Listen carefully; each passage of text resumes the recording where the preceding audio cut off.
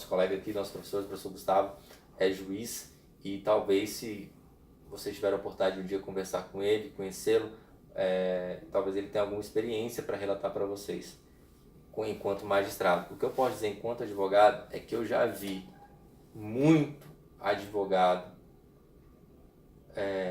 visivelmente amedrontado frente a um juiz, frente a um representante do Ministério Público, tá? Nós devemos agir com respeito, veracidade, lealdade, boa fé, educação, tudo, mas inclusive, gente, com destemor. Você não pode se amedrontar, se acovardar perante uma autoridade, tudo bem? Força, cabeça erguida e vamos à luta, perfeito? É teu dever, tu tem uma função social para zelar. Você é importante para muita coisa. Perceba isso. Você daqui a pouco vai estar aprovado no exame de ordem, vai ser advogado, vai ter uma carteirinha e você é muito importante nesse processo. Coragem. Vamos pro próximo?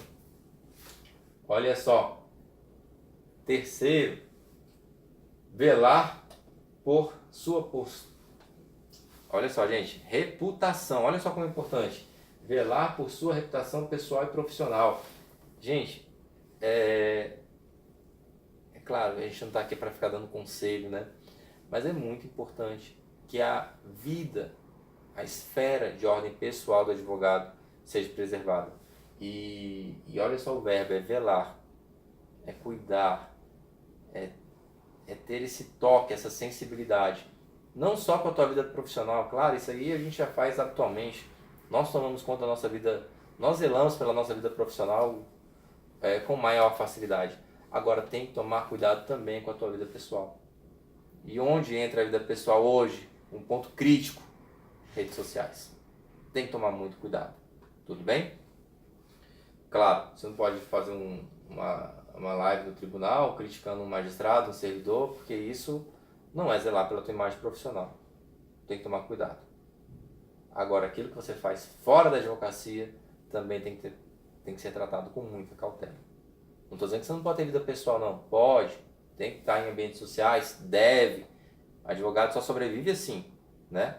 Relacionamento e conhecimento. É disso que você precisa. Mas você tem que tomar cuidado com a tua postura. Perfeito? Porque você tem uma reputação a zelar por força de lei. Olha só. Próximo. Empenhar-se permanentemente no aperfeiçoamento. Gente, advogado não... Gente, movimento é vida. Você sabe disso. Então você deve cuidar, enquanto advogado, ou seus advogados, se você tem algum, é dever dele zelar pelo seu aperfeiçoamento. É sempre, é contínuo, é eterno. Não acaba nunca. Contribuir para o aprimoramento das instituições de direito das leis. Gente, nós somos operadores do direito. Operadores é o quê? É a pessoa que opera. Nós trabalhamos com algo. É claro que se isso pode ser melhorado, se isso pode ser aperfeiçoado, com certeza isso passa também pelas nossas mãos. Ah não, a lei está com problema. X, isso é um problema do judiciário, do juiz, do promotor e do deputado federal, senador, X, sei lá. Você empurra o problema para outro. E não é. Perfeito? Um problema legal é um problema do advogado. E nós temos uma contribuição muito importante sobre esse aspecto. Outro pontinho importante, estimular a qualquer tempo a conciliação, a mediação. Gente, entre os litigantes, isso é um novo perfil da advocacia que deve ser você deve ficar muito atento a ele, porque você vai passar nesse exame, você vai se tornar um novo advogado e você não pode agir como agiam os advogados há 20 anos. Você é um novo advogado, uma nova advogada. Nós trabalhamos em mediação, em resolução de conflito. Entre os litigantes. É comum você verificar em tribunal advogados que eles são mais litigantes do que os próprios envolvidos na lide. Eles são mais litigantes que as próprias partes. Eles atrapalham a conciliação. Tá lá o juiz, um advogado, o mediador, conciliador, eles estão fazendo um acordo e um advogado sentado à mesa, por vezes atrapalhando. É claro que se ele estiver defendendo o interesse do cliente dele, ele está certíssimo. Mas ele tem que estar amparado por esse estímulo, por esse sentimento de estímulo. Então, a mediação, enfim, outras formas pacíficas de solução de conflito, tá bom? Inclusive a negocial.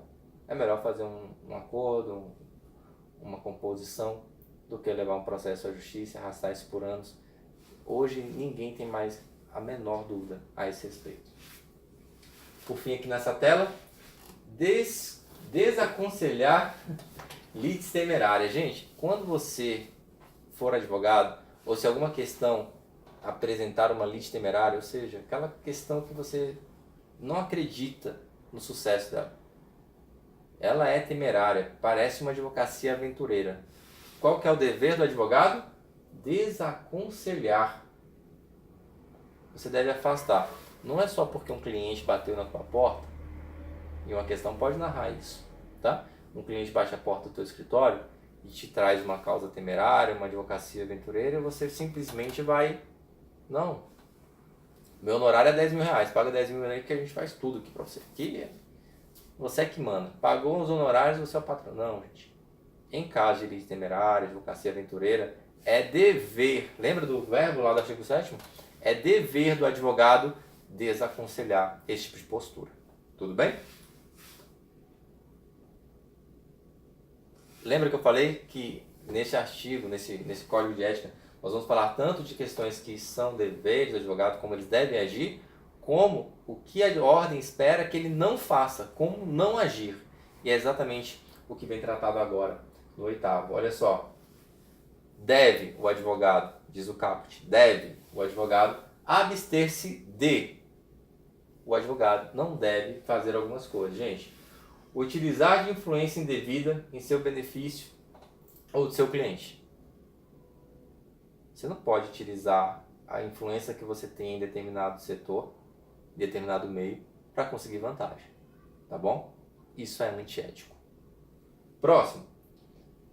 Vincular seu nome a empreendimentos sabidamente escusos. Gente, se você é advogado e aí você percebe um movimento, e eu não vou nem citar nome de empresas aqui, para a gente não correr risco até de ser processado, né? Não quero ser processado aqui numa aula de revisão. Mas você olha uma empresa, uma proposta de negócio, o pessoal fala, não, doutor, doutora, vem aqui, vem fazer parte desse empreendimento com a gente. E você percebe que aquilo é estranho, que aquilo não é claro. É seu dever, né, abster-se de se vincular a uma coisa como essa. Outra coisa importante, emprestar concurso aos que atentam contra a ética, a moral, a honestidade e a dignidade da pessoa humana. Gente, acho que o mais importante de tudo isso aí é a dignidade da pessoa humana. E você não deve emprestar concurso, é o que diz a lei. Mas o que você não deve fazer é ajudar, fomentar, investir, patrocinar, incentivar, motivar que uma questão dessa aconteça. Tá bom? Você é advogado, você zela pela dignidade da pessoa humana. Como é que você vai emprestar ou empregar esforços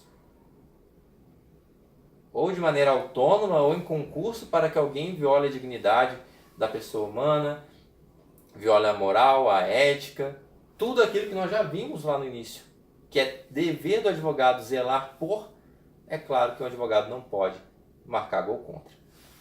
Outro ponto importante é entender-se diretamente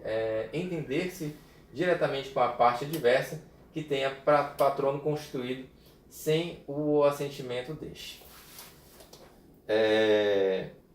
Esse é um ponto muito importante. Pode cair em prova. Se cair em prova, é uma conduta antiética. Tá bom? Você tem que ficar esperto nisso. E na prática é uma questão que você, como futuro advogado, futura advogada, deve ficar atento. Esses dias mesmo, eu não sei se eu já falei isso aqui para vocês nessa vídeo, mas eu sou advogado, trabalho no escritório, estava lá e recebi uma demanda do cliente. O cliente solicitou que fizesse um acordo em um determinado processo. Se você é desavisado, se você não conhece o código de ética, qual é o teu primeiro impulso ao tentar fazer um acordo? Ligar para a parte. Só que você não pode fazer isso. A lei diz que você não pode se entender diretamente com a parte. Você tem que entender diretamente com o advogado dela. Seja defensor público, seja advogado, seja uma advocacia paga, seja uma advocacia pro bono, não interessa. Isso nem é da tua conta. O que você deve fazer é o quê? Tratar advogado com advogado. Tratar diretamente com a parte é conduta antiética. Outro ponto interessante: ingressar ou atuar em pleitos administrativos ou judiciais perante autoridades com as quais tenha vínculos negociais ou familiares. Pessoal, tá na cara que uma questão dessa é antiética. Se você vai adentrar em um espaço onde você tem vínculo, é temerário que você faça qualquer coisa ali. Tudo bem? A melhor coisa é, como diz o comando do inciso, abster-se de. Tudo bem? Por fim, contratar honorário advocatício em valores alvitantes. Pessoal, nós temos a tabela de honorários. Você não pode exceder, extrapolar aquele valor de uma maneira absurdamente grande. Bem como você não pode também cobrar valores ínfimos. Lembra que você é responsável por zelar a imagem da advocacia, zelar pela integridade profissional da carreira, não só da tua, mas da carreira do advogado, da figura, da função pública do advogado. Então, quanto você cobra é uma questão ética, porque existe uma tabela de honorários que vai determinar isso, e você não pode cobrar nem muito além, nem muito aqui. Tem que ficar atento a essa questão. Perfeito? Já tratamos inclusive de honorários na aula de hoje. Outros pontos importantes: pugnar pela solução de problemas da cidadania. Gente, se você é responsável pela cidadania, pela ética, se você tem uma função social, se você tem que zelar pela dignidade da pessoa humana, obviamente essas questões estão atreladas e é um dever teu. Outro ponto: adotar conduta consentânea com papel de...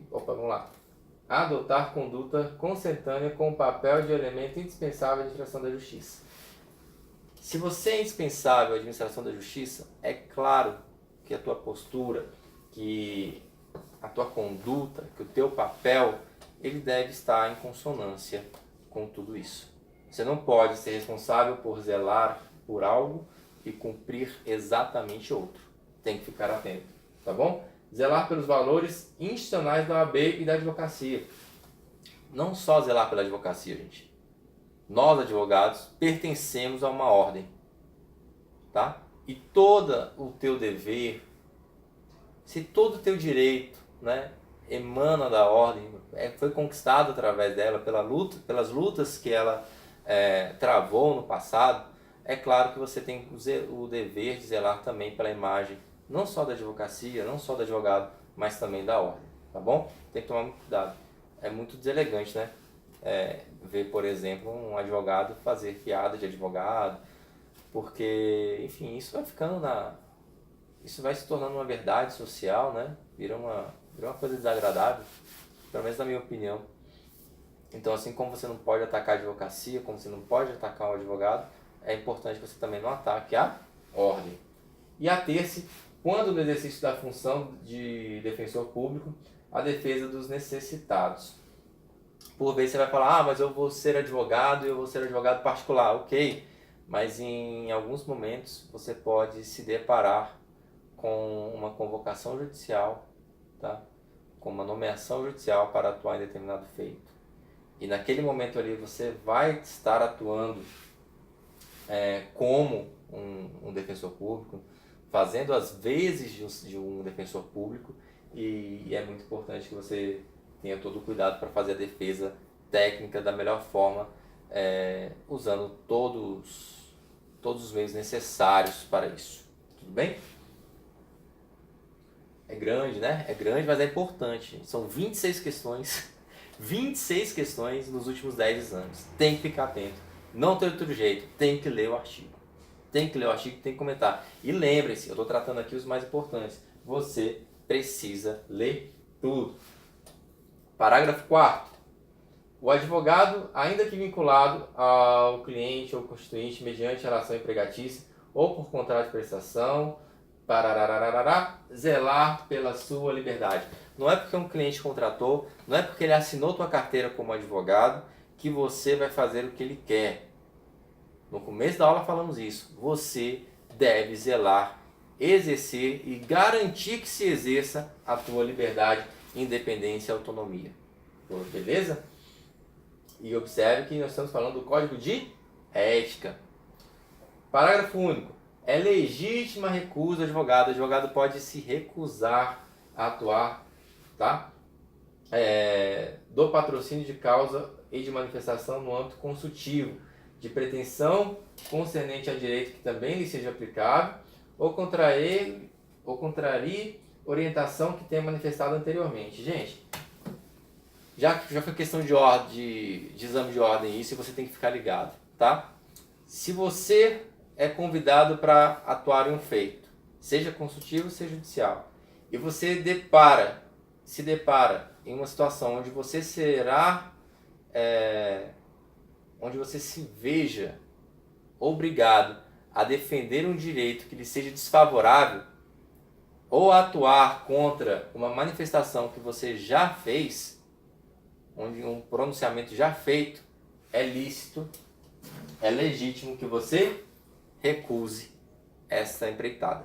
Perfeito? A lei te permite que você fale, não, olha, isso aí vai contra o interesse pessoal, ou não, isso vai contra uma manifestação que eu já prolatei, já proferi, e então eu não vou atuar nesse caso.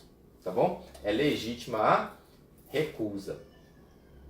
Esse parágrafo já caiu em prova, o caput do quarto também já caiu em prova. Vamos ao 11. O advogado, no exercício do mandato, atua como patrono da parte, cumprindo-lhe por isso imprimir à causa orientação que lhe pareça mais adequada, sem se subordinar às intenções contrárias do cliente, mas antes procurando esclarecer as estratégias. Gente, você não pode contrariar o interesse do cliente. Isso é um ponto. Você não pode fazer isso. No entanto... Eita, bati aqui no microfone, né? Você não pode contrariar o direito do teu cliente, mas você deve orientá-lo da melhor estratégia possível dentro da tua percepção, dentro do teu conhecimento. Então você vai traçar uma estratégia e vai dizer, olha, eu te oriento que façamos isso. Lembra que você tem liberdade, independência, autonomia? Lembra? Pois é, isso recai aqui também. Olha só o artigo 14. O advogado não deve aceitar a procuração de quem já tenha patrono constituído.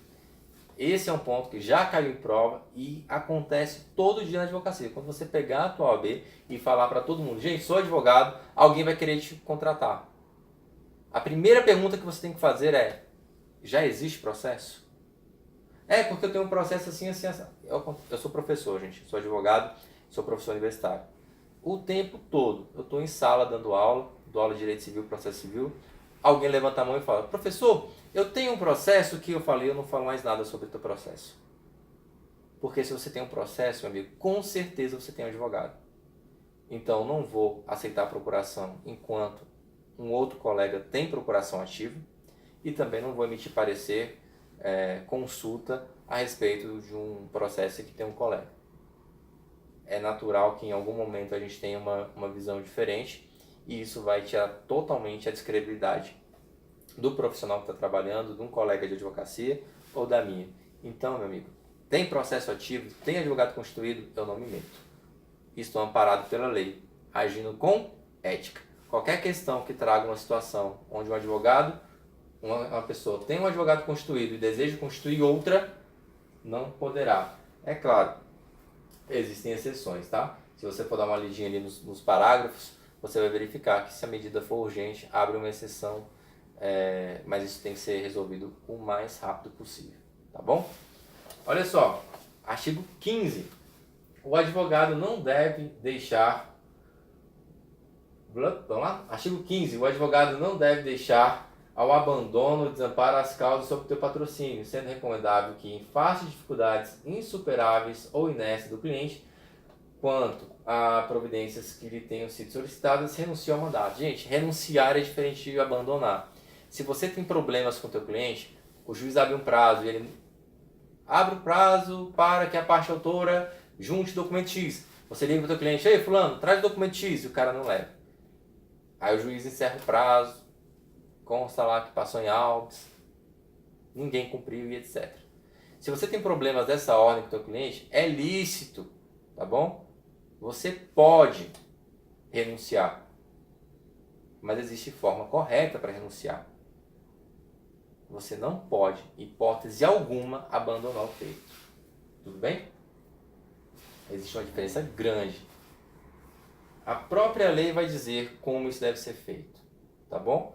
Você tem que dar ciência clara e inequívoca para o teu cliente de que você está renunciando e você ainda responde pelos processos no prazo previsto em lei. Lá no Estatuto da Advocacia da OAB, ele está falando no artigo 5º, parágrafo 3º. O prazo é de 10 dias. Renunciou, deu ciência, você ainda responde para o processo por 10 dias. Tudo bem? Nenhuma dúvida? Segue. Beleza, esses 2 parágrafos aqui, eu espero que você leia. Gente, eu estou tratando dos artigos importantes que foram cobrados em prova, mas eu espero que você leia todos. Tudo bem? Qualquer dificuldade em acompanhar o material, lembre-se, eu vou tentar colocar o link aqui na descrição para você baixar o material. Mas é só colocar no Google, Código de Ética, e assistir a aula lado a lado. Não tem dificuldade nenhuma.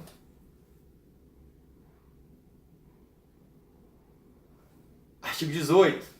O mandato judicial ou extrajudicial não extingue pelo decurso do tempo. Gente, você autorizou um advogado a atuar em teu nome, não é porque passou 2 anos, passou 3 anos que aquilo vai deixar de ter validade. Tudo bem? Salvo se contrário for consignado no respectivo instrumento. Se falar, esse mandato tem validade de 2 anos, ou válido até dia 31 de dezembro de 2020, assim será porque está escrito. Se não estiver, o que nós entendemos? É vitalício? Não, não é vitalício. É por tempo indeterminado. Tá bom? Artigo 19. Os advogados integrantes da mesma sociedade profissional ou reunidos em caráter permanente para cooperação recíproca, ou seja, gente, ou está formalizado ou juntos ali em uma sala com um objetivo específico, uno, tá? Independente de estarem formalizados ou não podem representar em juízo ou fora dele clientes com interesses opostos. Pessoal, é muito importante que você saiba, isso daqui não é Suits, isso não é Homens de Terra, isso não é seriado americano. Lá no Suits você vai verificar o Harvey Specter defendendo um cliente X, o Luiz, sei lá o que, defendendo o outro, e os dois são advogados da mesma sociedade. Isso não pode acontecer no Brasil. Perfeito? Esqueça o que você viu em filme, esqueça o que você viu em série e vamos tratar com código de ética. Olha só o artigo 21. O advogado ao postular em nome de terceiro contra ex-cliente ou ex-empregador judicial ou extrajudicialmente deve resguardar o sigilo profissional. Gente, voltamos a falar de sigilo. E o seu sigilo, e o sigilo das informações que você recebeu enquanto advogado de alguém, não desaparecem com o fim da procuração, com o fim do mandato. Tá bom? Se você em algum momento se encontrar em um campo, em uma esfera judicial, em polos diferentes daquele teu ex-cliente, daquele teu ex-empregador, você não pode fazer uso das informações que você recebeu em sigilo. Isso é muito importante porque esse mundo gira, não é? Uma hora você está defendendo o empregador, outra hora você está defendendo a empresa. Outra hora você volta a defender o empregador e você teve acessos importantes às informações das empresas. Você não pode usar essas informações que recebeu em sigilo contra elas. Tudo bem? Artigo 22. Ao advogado cumpre abster-se de patrocinar causa contrária à validade ou à legitimidade de ato jurídico. Gente, já falamos sobre isso. Você tem uma função social. Tá bom? Você deve agir com lealdade, com moral, com honestidade, com veracidade, com boa fé. Lembram disso? Então essas questões se tornam absolutamente redundantes. Tudo bem? Vamos passar o 35. Olha só que interessante. O advogado tem o dever de guardar sigilo dos fatos que tome conhecimento do exercício da profissão. Isso a gente já sabia. Parágrafo único. O sigilo profissional abrange os fatos de que o advogado tenha tido conhecimento em virtude da função desempenhada na ordem dos advogados. Às vezes, o cara não é nem advogado do processo, mas por atuar na ordem, por ser advogado e ter alguma atividade dentro da ordem, ele tomou conhecimento. Aquilo que ele toma conhecimento dentro da ordem, sei lá, como advogado ativo no tribunal de ética, enfim, sei lá, aquilo que ele toma conhecimento dentro da ordem também está amparado por sigilo. Ainda sobre sigilo, o sigilo profissional cederá em face de circunstâncias excepcionais. Gente, o sigilo ele é absoluto? Não. Ele cederá em casos excepcionais, com grave ameaça ao direito à vida, à honra ou que envolva a defesa própria. Existem essas situações em que, uma vez encontradas, os advogados podem violar o sigilo. Tudo bem? Isso está amparado por lei, não é uma falta ética. Artigo 38, ainda sobre sigilo. O advogado não é obrigado a depor em processo ou procedimento judicial, administrativo ou arbitral sobre fatos cujo respeito se deve aguardar sigilo profissional. Gente, você não vai conseguir obrigar o advogado a depor. Sobre outros fatos, ok. Sobre aquilo que ele tomou conhecimento na tua vida pessoal, ok.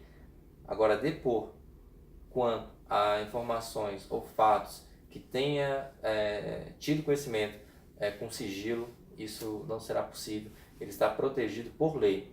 Se for obrigado e se ceder, é uma falta ética, tá bom? É um grave desvio ético, vamos assim dizer, para encontrar melhor as palavras. Pessoal, já estamos chegando aqui ao final da aula. Olha só o artigo 42. É vedado o advogado não pode responder com habitualidade. Aqui nós estamos falando não mais de sigilo, estamos falando, por exemplo, de práticas publicitárias, tá bom? Promoções do advogado. O advogado é vedado o quê, gente? Responder com habitualidade consultas sobre matéria em meios de comunicação. Gente, observe, habitualidade. Uma vez ou outra pode? Pode, e o próximo artigo vai falar sobre isso. Não pode com habitualidade. Debater em qualquer meio de comunicação causas sob patrocínio de outro advogado. Você não pode dar uma entrevista no teu, por exemplo, no teu DFTV, no Jornal Nacional, e ficar emitindo parecer, opinião sobre um processo que tenha um outro advogado constituído. Abordar tema de modo a comprometer a dignidade da profissão. Lembra? Você tem que zelar pela profissão, você tem que zelar pela tua imagem, pela tua vida pessoal, pela vida profissional, pela imagem da advocacia, pela imagem da ordem. É claro que você tem que tomar todas as devidas precauções para que isso aconteça, tá bom? Divulgar ou deixar que sejam divulgadas listas de clientes e demandas. Cara, isso é muito importante. Não é da conta de ninguém, tá? Quem é teu cliente, os seus dados. Você é responsável por isso e não pode divulgar. É claro que às vezes as pessoas querem divulgar, por quê? Porque isso traz mais cliente. Imagina você falar, não, eu sou advogado, imagina que você está na área de direito financeiro, direito bancário.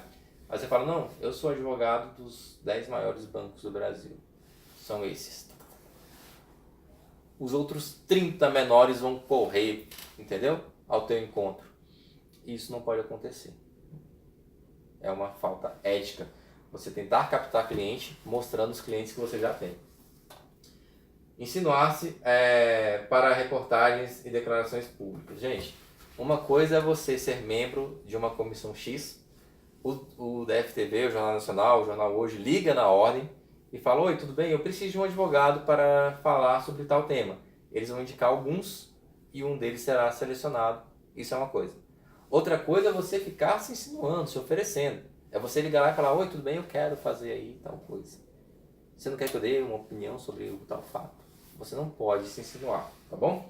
Se o pessoal lá estiver por dentro do código de ética, vai te denunciar, tu vai responder processo no TED. Aguenta firme, estamos acabando. O advogado que eventualmente patrocinar de programa de televisão ou rádio, tudo mais, lembra que ele não pode fazer com habitualidade. Eventualmente pode. Deve visar objetivos exclusivamente ilustrativos, educacionais, instrutivos, sem propósito de promoção pessoal ou profissional. Gente, ele está lá para falar de um problema X. Então ele tem que tratar isso como um modo exemplificativo, ilustrativo, educacional.